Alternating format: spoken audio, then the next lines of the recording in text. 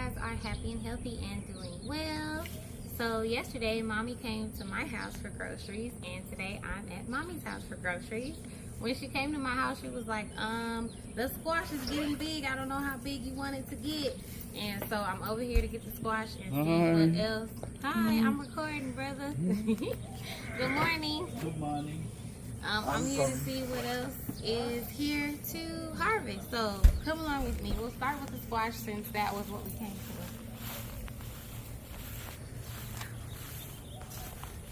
Ooh, look at this basil. I need to, she hasn't said anything, but I definitely need to cut and dry this for mommy. I did bring over, she forgot her parsley at my house. So I'll show you guys the parsley. It doesn't look as bushy as it has been looking, but I had already harvested some and put it in the dehydrator for her. So right when it's kind of going out, she's got a little bit to last her. And then I have more parsley in my yard, so it is still being picked fresh and I'm drying it. So that should be able to last us a little bit longer. But let's take a look at this squash. It's a big old squash.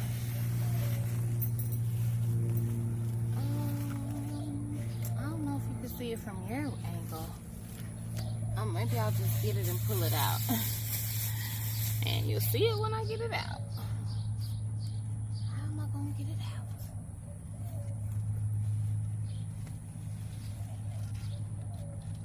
Will it just... Oh.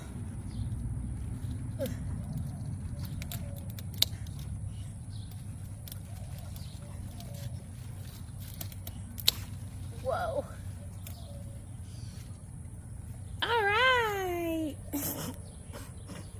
There's a few ants on it, but it's beautiful.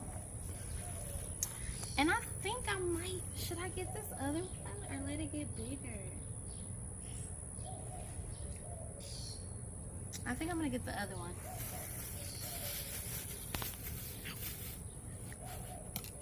That will promote more growth, hopefully, because this plant still looks happy and healthy. So I'm going to go ahead and get this small one too, and I'll just put them together.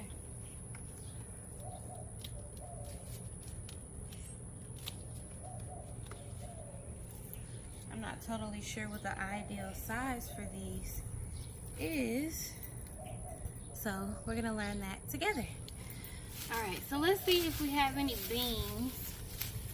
I do want to show you guys that the corn is starting to come in. I'm so excited about that. If you can see little tassels, and there's bees everywhere, so I actually don't want to bother them, but I'm super happy that they are here helping us out. Excuse me. My daughter was able to eat a blackberry off the blackberry bush today, so those are coming in and coming on through. And I think my beans can probably go a little longer, but if you look in there, they are definitely producing.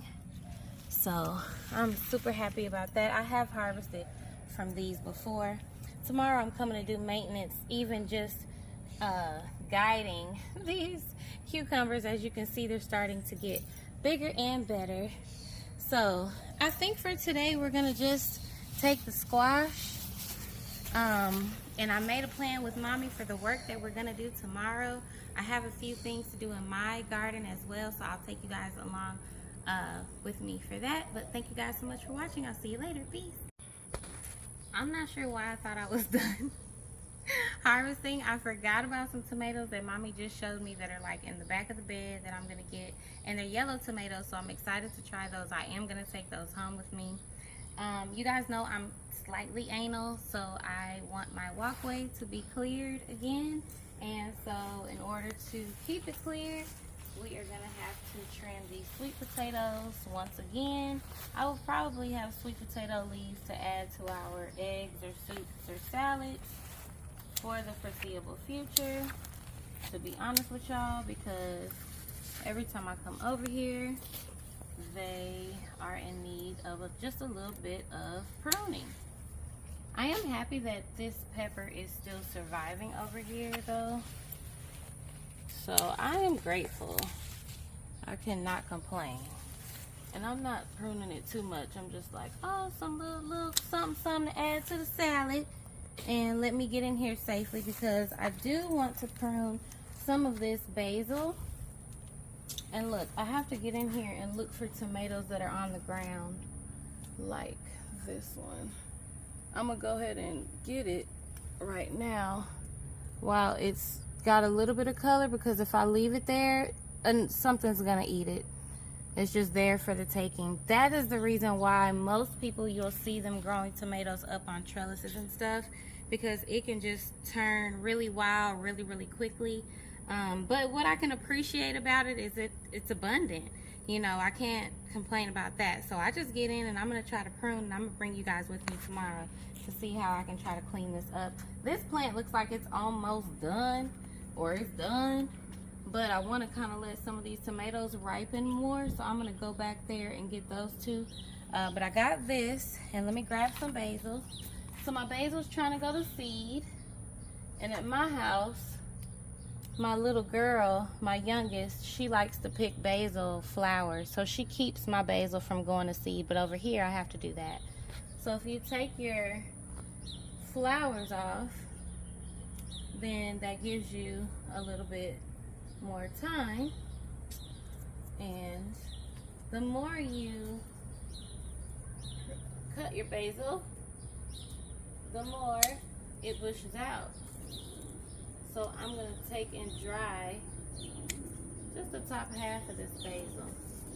And this basil is so sweet smelling. I really love it. I'm going to try to let it go to seed once I've gotten enough dried out, so that I can have more of this basil volunteering over here, and that's going to be awesome. So let me put these down, and then I'll go back there and get the tomatoes. Okay guys, I made it back here. It was a feat.